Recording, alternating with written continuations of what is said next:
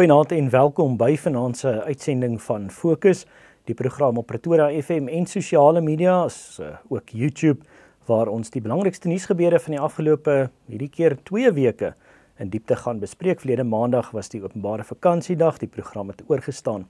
Baie dankie aan Dian van der Berg en Pinaar Logner vir die tegniese versorging van vandag se program.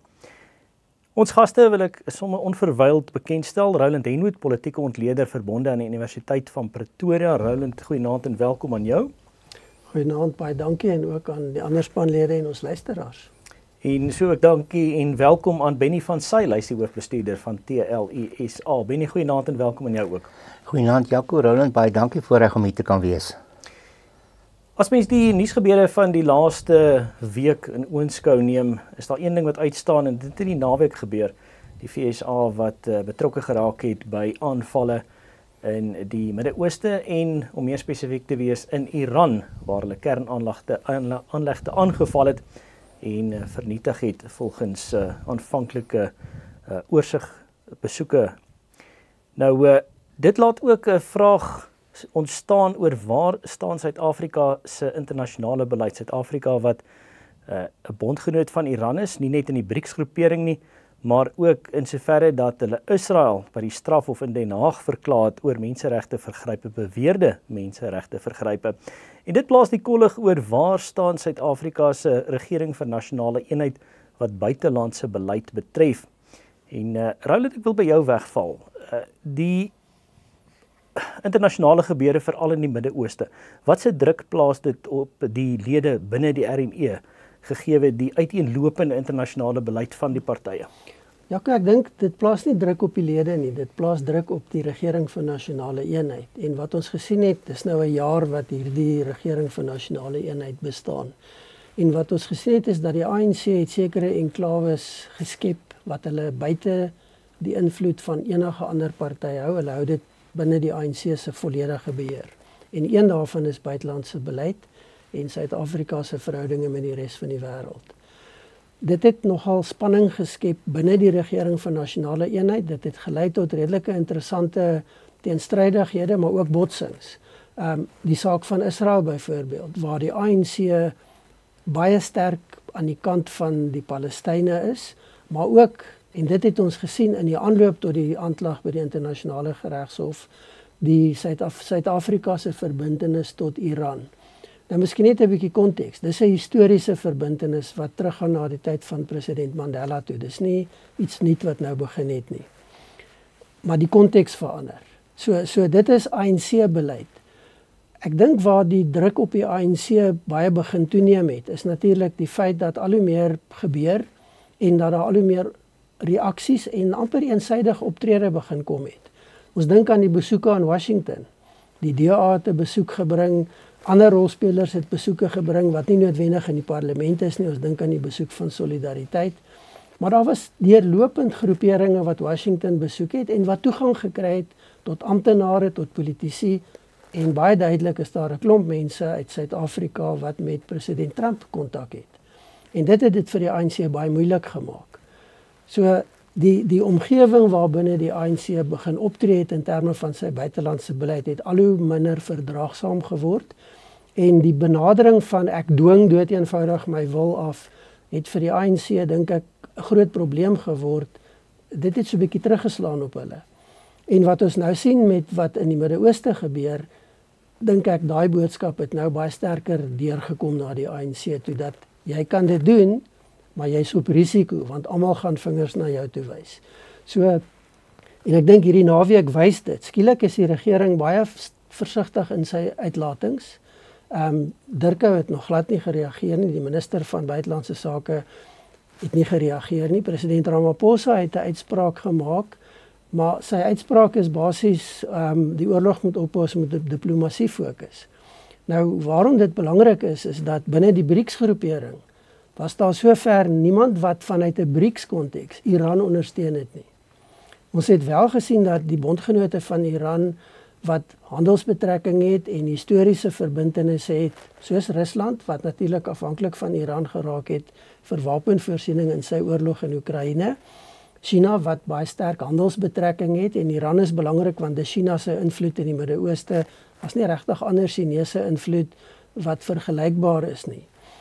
Dis die state wat begin vir Iran praat het maar nie Iran beskerm nie in die sin van keer dat die oorlog groter word, veroordeel Amerika, maar daar moet 'n diplomatieke oplossing kom. En ek dink dit het die ANC in 'n dilemma gelaat, want hy kan eintlik nie nou vir Iran praat nie, in die sin wat hy dit in die verlede gedoen het nie. En nou sien ons dat daar minister Lamola wat nou uitkom en sê, daar gaan 'n debat in die regering van nasionale eenheid gevoer word, want daar moet gekyk word na hoe moet Suid-Afrika se buitelandse beleid ontwikkel. En dit moes van die begin af gebeur het. Jy kan nie 'n jaar later nou skielik sê, nou moet ons dit doen nie, want nou is jy in die moeilikheid. So dis 'n interessante ontwikkeling, dis baie laat dat dit gebeur, maar ek dink nie mens moet sê, daarom moet dit nie gebeur nie, dit moet gebeur, dis baie belangrik dat dit gebeur, want hierdie teenstrydighede moet hanteer word, en Suid-Afrika moet 'n ander soortige posisionering in wêreldgebeure inneem. Ons kan nie hierdie eensydige aanvalle teen die Weste die hele tyd praat vir Iran, praat vir nie die Palestynë nie. En dis vir my die belangrike punt. Ons regering praat nie vir die Palestynë nie. Hulle praat vir die politieke elite van Palestina. Nou dis 'n politieke elite wat hoogs problematies is. Geweldige korrupsie, baie selfgesentreerd. Dis nie die belange van die Palestynse bevolking nie. So daai manier van doen moet afgebreek word en Suid-Afrika se buitelandse beleid moet 'n beleid word wat die belange van Suid-Afrika en sy mense beklemtoon. Nie soos wat ons tot nou toe gesien het, die belange van 'n ANC elite nie, want dis al wat gebeur het tot nou toe. En dit moet afgebreek word. Roland, jy het nou verwys na die ANC elite binne die regering van nasionale eenheid. Benny, ons sien dat die ANC toenemend binne die regering van nasionale eenheid steeds die prentjie wil oorheers. Nou, dit kan een van twee dinge wees. Dit kan of wees omdat hulle besef dat hulle die grootste party binne die RNE is, of dit kan 'n institusionele geheue van die afgelope 30 jaar wees, wat gelei het tot hierdie indruk dat hulle nog steeds die septer alleen swaai. Wat is jou mening? Ja, ek wil net vinnig aansluit by Roland ten opsigte van die ANC het inderdaad Suid-Afrika vir 30 jaar lank gekompromiteer oor 'n internasionale beleid en hulle doen dit steeds. Met ander woorde in ag genome die omstandighede van Suid-Afrika se posisionering in die internasionale arena om dit anders te hanteer as dit wat hulle nog altyd gedoen het en dit misluk. Dit plaas ons eintlik saam met muisondlande van die wêreld. Dit is nie noodwendig vir ons altyd die beste posisionering nie. In die een hand klap jy die mense wat jou moet help en in die ander hand sê jy help my. Dit werk nie so in die internasionale arena nie. Nou as ons terugkeer na die interne aangeleenthede in ons land, soos jy reg dit na verwys het, ja, sit ons met die harde realiteit dat ons regering het 'n verbintenis tot 'n, ek noem dit oorkoepelende transformasiebeleid. En daarbinne verpak hulle baie dinge, 'n swart ekonomiese bemagtiging, kaderontplooiing, en ons het al geleer, gekoppel aan hierdie aspekte, sit jy met die verlies van kundigheid. Ironies, die beweringe word gemaak hoe baie van ons kundigheid, ook wetenskaplikes en kernfisici, sit op die oomblik in ander lande waar hulle nie noodwendig meer hier geakkommodeer kon word nie, juis as gevolg van hierdie beleid rigting van vervanging van mense met 'n transformasiebeleid. En die prys wat Suid-Afrika betaal is bitter groot. Ons sit vandag met 'n situasie dat jy het 'n ontsluiting van nie kundigheid nie. Wys vir ons die instellings in Suid-Afrika wat nog effektief funksioneer. Hulle is almal vervang met kaders, met mense wat naby die vuur sit, soos hulle die beleidstoepassing dan geïmplementeer het, en die prys was vir ons falende instellings. En nou, hoe kan jy 'n land se ekonomie groei as jy daardie aspekte teweegbring en dan met hierdie beleidsomgewing nog verdere onsekerheid veroorsaak oor die beginsel van eiendomsreg, soos byvoorbeeld onteiening met, soos hulle dit noem, nul vergoeding, nul en niks is vir my baie na aan dieselfde, maar dit nou daar gelaat. So jy sit met 'n bepaalde omgewing wat die ANC net voortstuur. Hulle het 'n baie belangrike ding gesê. Hulle het die aspekte wat vir hulle saak maak teen hulle bors vasgehou en hulle reguleer nog daardie aspekte baie dinamies om by daai ideologiese doelwitte uit te kom. Die ANC sê dit, hy wys dit, hy sê dit in sy dokumentasie dat hy op pad is na sosialistiese kommunistiese bestel uiteindelik. Dis nie wat ek raai of wonder nie. Hy sê vir ons hy doen dit. met een-op-een gesprekke met hulle, het hulle vir my dit erken en gesê, dis waarheen ons op pad is.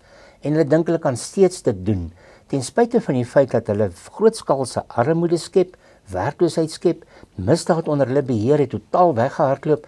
Hulle het eintlik as regerende party vir 30 jaar en nou steeds verkrag hulle hierdie land se grondwet deur hom eintlik irrelevant te maak. Want die verantwoordelikheid wat hulle as regering en as 'n deel van die regering nou het, want hulle eien dit vir hulle toe asof hulle alleen kan aangaan, het hulle eintlik die regering op so 'n wyse vorentoe gevat dat hulle ons grondwet eintlik belaglik maak. Want daar word sekere vereistes aan die regering gestel. Hulle moet kyk na die burgers se veiligheid met 75 moorde per dag. En so kan ons aangaan. Ja, so ons sit met 'n baie harde realiteit van 'n ANC-regering wat se transformasiebeleid steeds dinamies toegepas word. En nou vra mens jouself baie keer die vraag af, nou wat nou binne in die RNE? Wat moet daar binne gebeur om daar 'n ander konteks en balans te kry? Want die uitkomste daar is ons almal se werklikheid en dit is nie goed nie, want daar's werkloosheid, kriminaliteit groei en ons sit met 'n land wat faal in sy ekonomiese groei en dit is waar die oplossings uiteindelik gaan lê. So ons sal totaal na 'n ander beleidsomgewing gaan kyk. Die vraag is die ANC in staat daartoe? Ek dink nee en dit maak dit baie problematies. Die mens kan ook die vraag vra of hulle die wil het. Roland, hoekom ek so sê, Suid-Afrika is pas aangewys in die 64ste plek uit 69 lande wat internasionale mededinging betref en dit handel oor hoe moeilik of hoe maklik dit is om sake in daardie land te doen. Ja, en dis interessant, tragies, want Suid-Afrika was altyd redelik hoog op daai lys van kompeterendheid en van hoe maklik dit is om in Suid-Afrika besigheid te doen. En die rede waarom Suid-Afrika so laag op daai lys lê, is die onvriendelike sakeomgewing, al die regulasies, die regulering, maar ook die amper die mikrobestuur wat vanuit 'n politieke konteks met al hierdie regulasies op die besigheidsomgewing toegepas word. En deel daarvan is die transformasieagenda. Nou, ek het dit al baie keer gesê dat ons het nog nooit 'n transformasiebeleid in Suid-Afrika gehad nie. Ons gebruik die woord, maar wat dit eintlik beteken is plaasvervanging. Ja. En dit gaan oor plaasvervanging. Dit het oor 'n spektrum gekom. Daar's fases gewees wat ek identifiseer. En die laaste fase is waar jy nou gaan sterk manne. Dit was aanvanklik ideologies, nasionale party ANC, toe dit geword die vervanging van Mbeki mense, toe dit geword die uitdryf van mense wat nie Zuma goedgesind is nie. Met Ramaphosa wat ingekom het, lyk dit of hulle beheer verloor het. En nou sit die sterk manne stel mense aan om hulle eie belange te dien. En ons sien dit. Ek dink 'n goeie voorbeeld is hoe adjunk president Paul Mashatile omring is deur mense wat sake doen met die staat en hy's nie direk gekoppel nie, maar hy is definitief die bevoordeelde. Ons het die naweek weer gesien die berigte wat uitkom.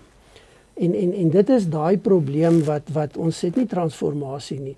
Ons het 'n struktuur geskep van 'n staat wat eintlik 'n roofbou op sy eie mense toepas. En dis hoekom dinge nie meer werk nie en dit nie goed gaan nie. En ons sien die resultate daarvan in die ekonomie wat nie groei nie. Ons sien dit in massiewe werkloosheid en die verwante probleme.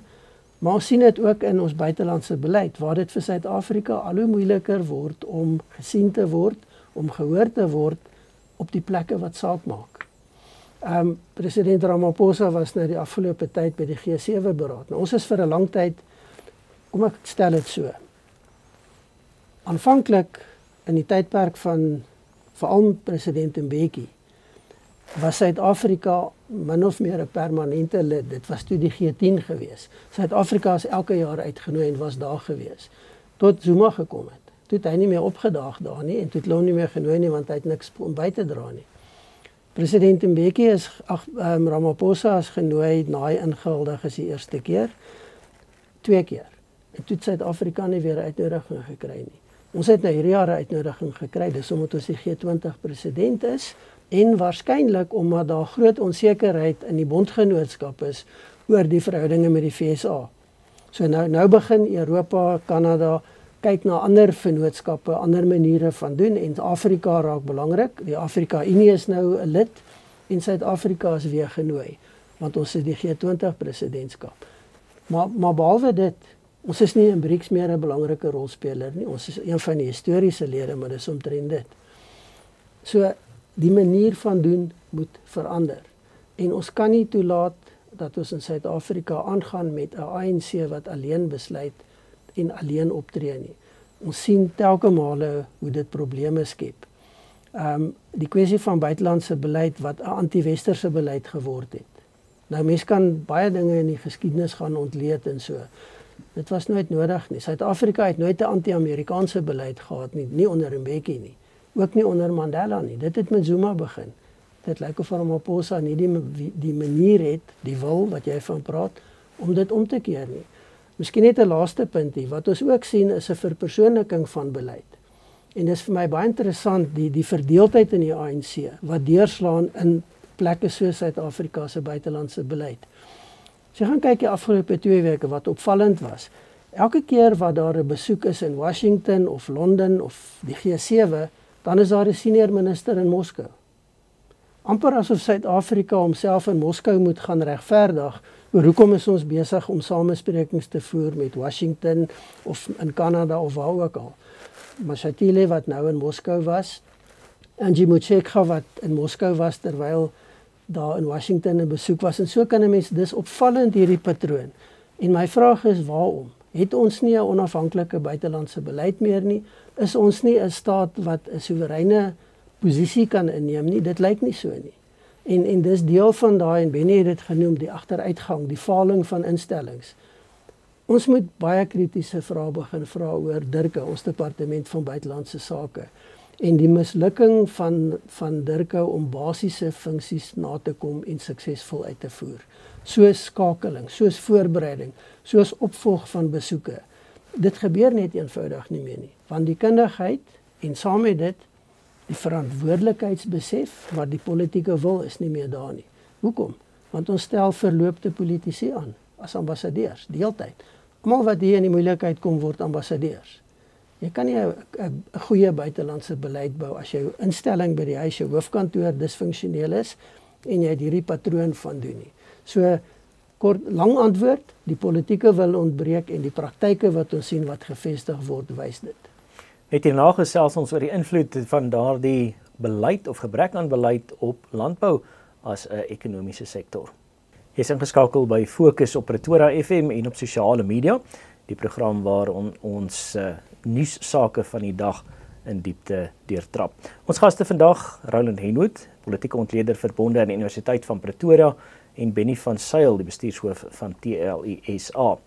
Ons het fisies gesels oor die regering se beleid wat dit moeilik maak om op internasionale gebied mee te ding wat ekonomiese sake betref.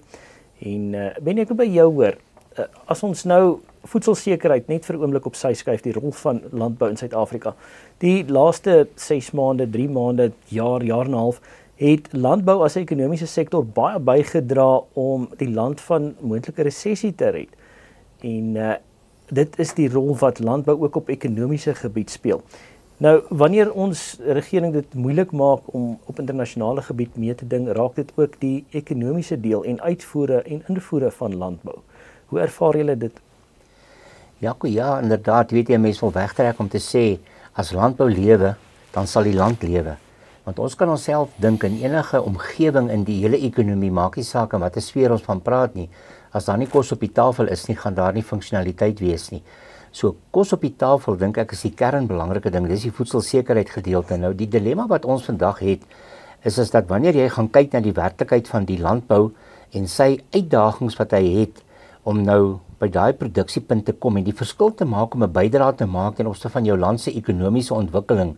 Want dit is ons strewe, dit is wat ons graag doen en dit kan ons doen. Ons het van die beste boere in die wêreld. Ek het by geleentheid oorsee 'n internasionale landboukonferensie bygewoon en dit was vir my baie interessant geweest. Jaco, ons het nou na die tyd bietjie met mekaar gepraat en dit was 'n baie hoë vlak konferensie. Daar was presidente van die lande, rektore van universiteite, ministers en so. Dit was regtig 'n hoë vlak konferensie. En die opmerking was teenoor my gemaak deur 'n Amerikaanse ambassadeur van 'n land.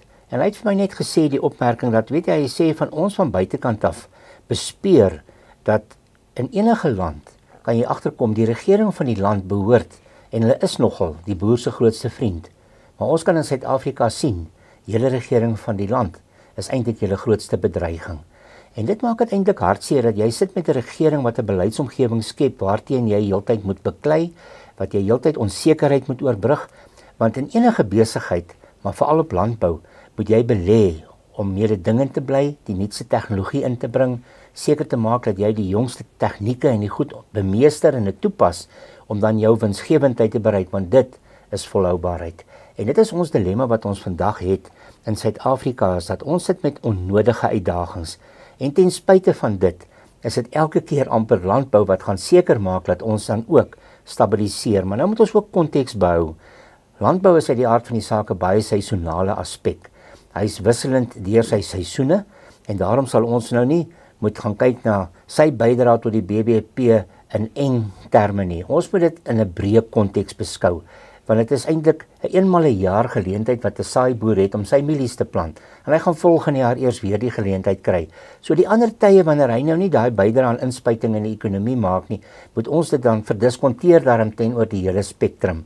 En ek dink mense moet altyd net daai konteks behou. So ek is baie bang om altyd te sê, kyk, landbou het nou die land gered. Hy het nou hierdie bydrae gemaak. Ja, hy het, maar hy doen dit deurlopend. Sy bydrae is eintlik oor die hele jaar versprei. Dit hang af watter kommoditeit ons na kyk, waarmee jy boer, en dit is natuurlik 'n aspek wat natuurlik 'n groot verskil maak. Nou sit ons op die oomblik in die vleisbedryf met hierdie back and claw seer uitbraak wat 'n wesenlike impak het. Ja, op die boer verseker, dit gaan 'n groot impak op hom hê, maar ook op die verbruiker. Dit is nou 'n nasionale probleem, dis nie net 'n landbouprobleem nie. En ons moet heeltyd besef dat die boer se effektiwiteit en die wyse van hoe hy funksioneer maak kollektief vir Suid-Afrika 'n positiewe verskil. En dit is die aspekte wat ons altyd moet onderskryf. En daarom sê ons dankie vir verbruikers. Daarom sê ons dankie vir die media, dankie vir julle, Jaco. Mense wat altyd die positiewe boodskap uitdra van wat dit is om seker te maak dat ons die ekonomie kan stimuleer. Dit is ons uitdaging om by daai beleidsomgewing verby te kom. As mense vir my vra wat Suid-Afrika se een grootste probleem, dan sal ek sê dit is die beleidsomgewing waaronder ons die afgelope 30 jaar gebuk gegaan het. Ons boere weet van hoe om die klimaat se uitdagings aan te pak. Hulle weet hoe om droogtes te probeer hanteer. Hulle verstaan daai goed. Hulle verstaan hoe hulle moet plant in hulle graanbedryf en hulle veebedryf en wat ook al. Hulle verstaan daai werk.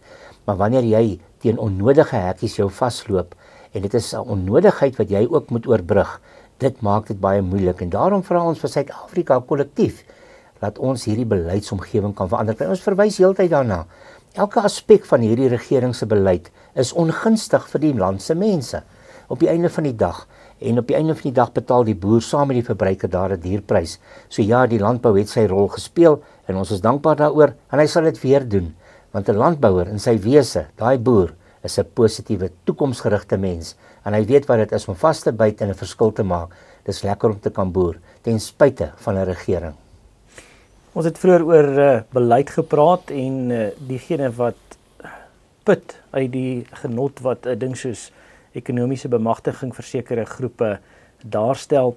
Roland, ons het ook van die naweek af, jy het baie vinnig daarna verwys vroeër, die begunstigdes van sekere beleid en veral nou ook op iets soos die loteryraad uitgewys. Ons het die naweek in die media verneem, Amabongani, as ek dit nie mis het nie, het die feite ontbloot of blootgelê dat ons adjunkpresident Paul Mashatile dalk 'n belang in die nasionale lotery se nuwe lisensie maatskappy kan hê. Ja, jy stel dit nou baie versigtig. Kom ek stel dit anders. Daar's definitief botsende belange. In die sin dat 'n baie nabye familielid staan aan die hoof van die konsortium of is een van die twee direkteure van die konsortium wat die lotery lisensie gekry het. Nou dit laat baie ernstige vrae ontstaan. Die basiese beginsel vir hierdie tipe tenders wat toegeken word is, daar mag nie botsende belange wees nie, daar mag nie familiebande wees nie, daar mag nie nabye verhoudinge met regeringsmense wees nie. Nou al daai word oorskree in terme van hierdie inligting wat beskikbaar gemaak is. Nou goed, dis nou een aspek. Onthou, dit is 'n kontroversiële lisensie vandat die proses begin het om dit toe te ken, telke male uitgestel, dit het in die hof gedraai. Die minister wat hierdie ding geërf het, Pakstau, het 'n tamaletjie geërf En hy het aanvanklik baie sterk leiding gegee en aanduidings gegee dat die toekenning word uitgestel om seker te maak dat die mense onkreukbaar is, dat daar nie hierdie botsende belange is nie. En nou kom die aankondiging, die lisensie is toegeken aan die tweelingsuster van adjunkpresident Mashatile se vrou en haar sakevernoot. Nou daar's ander rolspelers ook. Ek vereenvoudig dit nou. Maar dis 'n probleem. Wat vir my belangrik is hier, is nie net hierdie enkele geval nie. Dis die patroon en dis vir my die belangrike punt. Die patroon wat rondom adjunkpresident Mashatile ontwikkel. Sy seuns wat groot tenders oor 'n baie lang tyd in Gauteng provinsie kry. Ons praat van miljarde rande. Sonder dat daar bewese dienslewering is of kundigheid is of iets wat hulle doen omdat dit sy seuns is. En weer eens is daar 'n bepaalde konteks waarbinne hierdie toegeken word. Daar's familiebande. Hy's 'n baie belangrike rolspeler. Ek meen die klein magsbasis wat hy in die ANC het is in Gauteng. Is gekoppel aan ander rolspelers in Gauteng. Nou as 'n mens verder gaan begin kyk, dan onthou die vraag wat opgekom het so jaar of so terug wat gesê het maar hy kry hierdie huis om in te bly, maar dis nie sy huis nie. Iemand gee dit vir hom om in te bly. Nou goed, een van die eiendomme behoort aan sy seuns. Hoekom het hulle dit vir hom gegee? Wat het hy gedoen om dit te kry? Ons praat hier van eiendomme van, as ek reg onthou, 738 miljoen rand. Nou dis nie elke tweede Suid-Afrikaner wat in so 'n huis bly nie. So daar's baie vrae wat gevra word in terme van die patroon wat ontstaan rondom die adjunkpresident en al die, noem dit dan maar die gunste wat hom toeval. En dit kan nie goeie regering in die hand werk nie. Dit kan nie so 'n persoon, dink ek, tot eers trek nie, maar daar's 'n verdere probleem.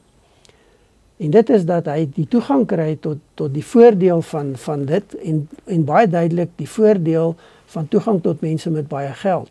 En die vraag wat dit laat ontstaan is, hoe beïnvloed dit sy posisie en sy geskiktheid, want hy is baie hard besig om 'n veldtog te voer om die volgende president van die ANC te word. En dit is waarom wat die naweek gebeur het, is eintlik nie nuut nie. Dis maar nog 'n bevestiging, nog 'n rooi lig wat hanteer moet word. En die vraag natuurlik is, die ANC is doodstil hieroor. Nou dit kan wees dat daar mense in die ANC is wat sê, het is goed dat dit gebeur, want dit gaan hom uithaal, hy gaan nie die steun kry nie, want mense gaan hom nie vertrou nie. Ek is nie so seker of dit die manier is om dit te benader nie.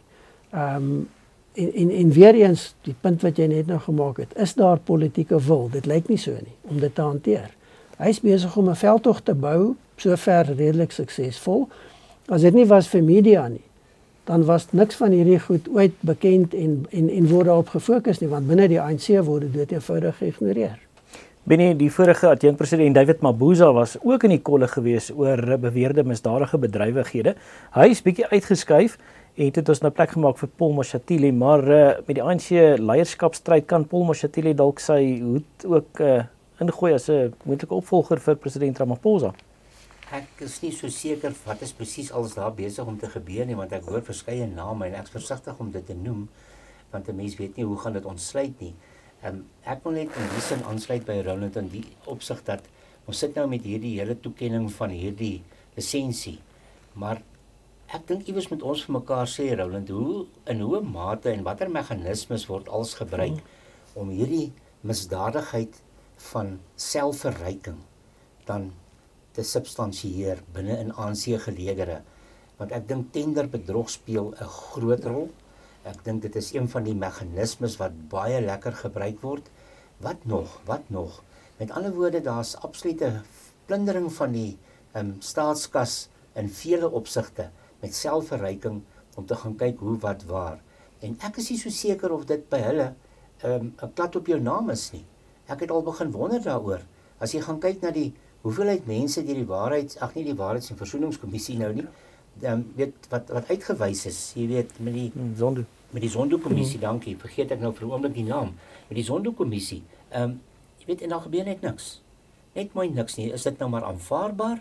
Is ons vervolgingsgesag en die kapasiteit wat daar bestaan net nie in staat om hierdie ding deur te trek tot by vervolging nie? Wat is die dilemma rondom dit? So, as mens na al hierdie goed kyk, dan vra jy jouself die vraag af, maar hoekom het my land 'n misdadige land geword? Hoekom word my land op daai wyse bestuur deur meganismes wat totaal onaanvaarbaar is. Jy bou nie so 'n toekoms nie. Jy bou nie so vertroue vir beleggings nie, want dit is die beginpunt of een van die beginpunte ten opsigte van om ekonomiese groei te bewerkstellig. En jy moet kundigheid hê, ons verdryf kundigheid, en jy bring te veel onsekerheid in ons land. En al hierdie aspekte wat jy nou sê, bring iets tafel toe. Wie is die volgende leierskap? En dan moet mens vir die kiezer sê, julle moet begin, julle oë oopmaak en vra, het julle vir julleself 'n toekoms in hierdie land? Want dit beteken dit moet ekonomies wees. Daar's nie 'n ander manier wat jy botter op jou brood gesmeer kan kry nie. Ideologie voed jou nie. Dit is ekonomiese sukses en ons mense moet opgevoed word en gelei word en gerig word dat hulle daai konteks begin reg verstaan om die regte keuses rondom dit te maak. Want daar dink ek word te veel keuses nog gemaak om 'n ideologie te ondersteun met geen uitkoms nie. En dit is 'n dierprys. Die program se naam is Fokus, waar ons die jongste nuusgebeure van die afgelope week in diepte na kyk. Net hierna gesels ons oor internasionale sake. Die program se naam is Fokus op Pretoria FM en op sosiale media. My naam is Jaco Versveld. Ons gaste vandag in die ateljee, Roland Henwood, verbonde aan die Universiteit van Pretoria as 'n politieke wetenskaplike, en Benny van Sail, die hoofbestuurder van TLISA. Ek het beloof dat ons na internasionale gebeure gaan kyk, en ons het Sondagoggend wakker geword met die nuus dat die FSA betrokke geraak het by die vernietiging van kernteikens binne Iran. Ons het minder as 'n uur gelede verneem dat Iran vuurpylaanval op 'n militêre basis in Qatar geloods het. Die omvang van die aanval en hoe suksesvol dit is, sal in die nuusbulletins bymekaar deurgegee word, die inligting daaroor. Maar Roland, die betrokkenheid van die FSA het voor die tyd met 3 vliegdekskepe daar aangekom. Hulle het teikens aangeval, die vliegtuig onttrek en gesê hulle wil nie by uitgerekte stryd betrokke raak nie. En nou, hulle het ook gewaarsku dat Iran nie vergeldingsaanvalle moet uitvoer nie. Nou lyk dit asof dit tog gebeur het. Hoe lyk dinge in die Midde-Ooste op die oomblik? Baie deurmekaar, en die risiko's is baie groot. Ek dink nie ons moet dit afmaak as maar net routinepolitiek nie. Daar's groot risiko's en daai risiko's strek wyd. Die FSA is oor 'n baie lang tyd direk betrokke by wat in die Midde-Ooste gebeur, en dis 'n fout om te argumenteer dat hulle in die afgelope 2 jaar nie betrokke was by wat gebeur het in Israel Oktober 2023 en ook in Gaza nie. Maar die betrokkenheid het begin verander. Ons het gesien geleidelik in die tyd van president Biden, maar ook Trump se eerste paar maande, het hy al hoe meer druk op Israel begin toepas, omdat daar baie ernstige probleme is met wat Israel doen in Gaza. En hoe die proses in Gaza, nie net militêr nie, maar die ander gevolge daarvan. En die invloed wat dit op mense het. En waar jy nou 'n hongersnood het, wat eintlik 'n hongersnood is wat geskep is, as gevolg van die tipe praktyke en beleid wat toegepas word. Maar die FSA was nog steeds 'n betroubare bondgenoot van Israel in terme van die voorsiening van wapentuig, voortdurende voorsiening van wapentuig en beskerming in die VN-veiligheidsraad, die blok van resolusies om seker te maak dat Israel nie gekompromiteer word en in 'n onhoudbare situasie geplaas word nie. Maar nie direk betrokke by die konflik nie. En oor tyd het ons gesien, die afgelope 2 weke eintlik, baie vinnig, hoe president Trump se posisie begin verander het. Miskien net 'n bietjie konteks weer. Die geopolitiese realiteit in die Midde-Ooste het die afgelope 2 jaar geweldig verander. Waarskynlik die grootste fout wat gemaak is, was die Hamas-aanvalle in Israel in Oktober 2023. Want dit het die geleentheid vir Israel geskep om anders op te tree en met geleentheid ook hulle gedwing om anders op te tree. En ons het gesien daar begin 'n baie wydlopende militêre veldtog. Nou, behalwe vir die negatiewe wat ek genoem het, uit 'n militêr veiligheidsoogpunt, het Israel daarin geslaag om Hamas tot 'n groot mate te neutraliseer as 'n groot bedreiging. Daarna het hy sy aandag gegee aan Hezbollah, wat uit Libanon uit opereer. Ook Hezbollah is met baie suksesvolle intelligensiegedrewe operasies tot 'n baie groot mate geneutraliseer. Terselfdertyd, want dit het nie aandag gekry nie, het die proses in Sirië totaal anders uitgespeel. En skielik is die Bashar al-Assad se regime letterlik land uitgedryf en binne dae En onthou, daar's 'n burgeroorlog wat al 15-20 jaar duur. Binne daai het Sirië 'n totale soos handomkeer verander. En 'n totale nuwe realiteit geskep. Maar wat is die belangrikheid hiervan? Iran se benadering tot Israel was om Israel te vernietig. Hy erken nie die bestaan van Israel nie, maar sy eerste linie verdediging was hierdie proksiemagte, Hamas, Hezbollah en Sirië, wat basies Iran tot op Israel se grens toegang gegee het. Met die veranderinge wat gekom het en die aanval wat op Iran vroeër in die jaar was en die reaksie het gedui dat Iran is nie heeltemal so sterk as wat aanvanklik verwag is nie. Nou, Iran het 'n geskiedenis wat hy onder erge sanksies lê. Daar's groot probleme met hoe regeer word en al daai kombinasie van faktore. En dit het aan Israel 'n geleentheid geskep om baie vinnig, baie skielik, baie suksesvol toe te slaan op Iran, op kern militêre veiligheidsinstellings, die revolusionêre wag wat hulle genoem word, die Revolutionary Guard, wat eintlik 'n militêre vleuel van die Ayatollah en die teokratiese deel van die staat is, wat buite die normale militêre magte bestaan. Weereens, baie suksesvolle intelligensiegedrewe operasies, in een slag die hele topstruktuur uitgeskakel, almal is dood, en dit het natuurlik 'n groot impak, want nou het jy nie bevel en beheer nie, jy kan nie so vinnig en effektief optree nie, en dit het vir Israel kanse gegee om hoogs suksesvolle en baie getekende aanvalle uit te voer, en hulle het volgehou daarmee. So die leierskap in Iran is onder druk, is op die agtervoet.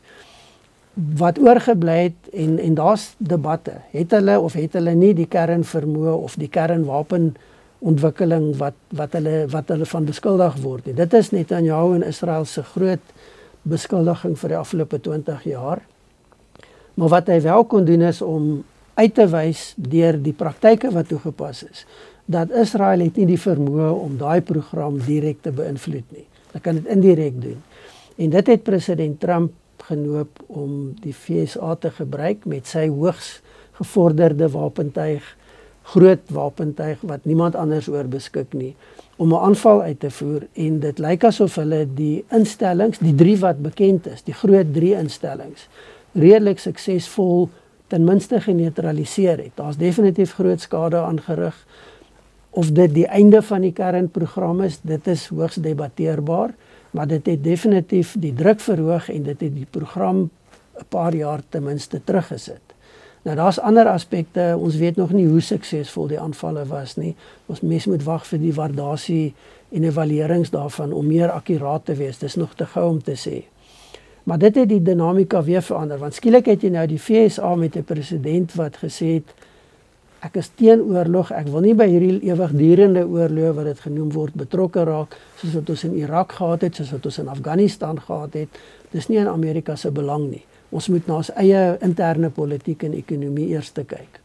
Trump het nou daai, en dit word gesien as 'n verkiesingsbelofte wat hy oortree het. Nou ek dink dit is 'n simplistiese beskouing. Die VSA gaan altyd, as dit by direkte nasionale belang kom, gaan hy altyd optree. Wat ons nou moet kyk is dit 'n eenmalige aanval gewees? Met ander woorde, gaan die VSA nou onttrek? En dis wat gebeur het tot dusver, en president Trump het gekom en gesê, ek het nou hierdie gedoen, julle moet nou onderhandel, as julle nie onderhandel nie en julle val die VSA aan, gaan daar baie erger dinge met julle gebeur as wat julle nou gesien het. Nou, die Iranese regering moet reageer. Anders gaan hy intern geweldig skade ly. Onthou, hy is reeds verswak, is onder groot druk, is baie politieke verdeeldheid en konflik binne Iran. En daaroor kan 'n mens ook dalk praat, wat is die dimensies daarvan? Maar ek sien jy kyk na jou oorlosie. Ongelukkig is daar nie tyd vir alles nie. Goed, so Iran het nou gereageer. Ons weet alreeds van voor die naweek af dat die VSA het baie van sy wapentuig, sy vliegtuie onttrek van hierdie groot lugmagbasisse af. Juis om seker te maak dat hulle nie in 'n verrassingsaanval beskadig word nie.